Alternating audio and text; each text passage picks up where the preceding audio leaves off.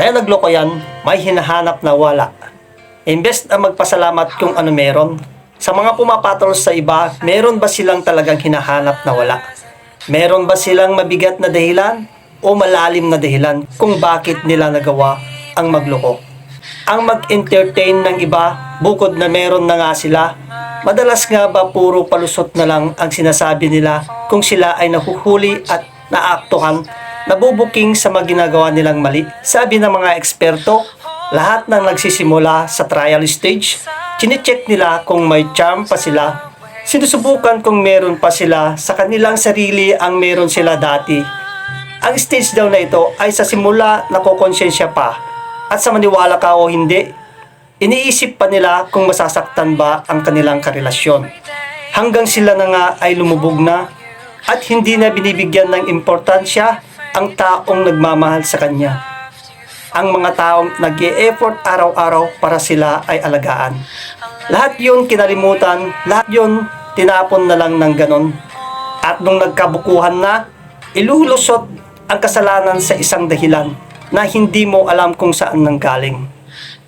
Hindi mo alam kung kailan nagsimula. Hindi mo alam kung paano naimbento.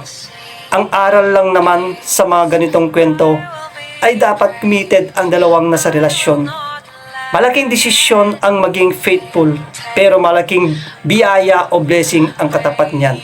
Ito ang tandaan nyo sa lahat ng may mga karelasyon.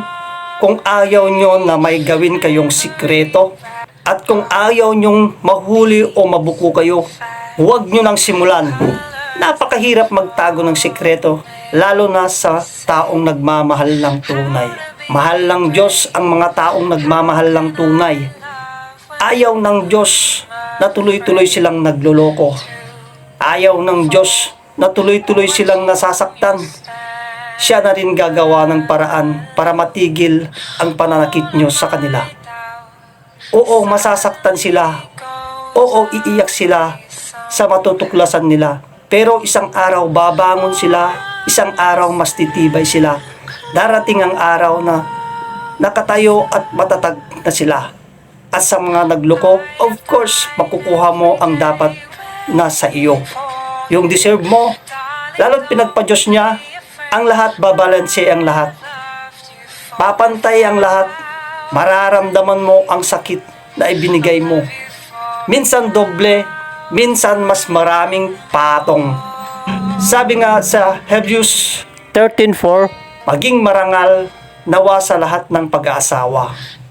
At huwag na ngang makadungis ang higaan, sapagkat ang makiapid at ang mga pangalunya ay pawang hahatulan ng Diyos.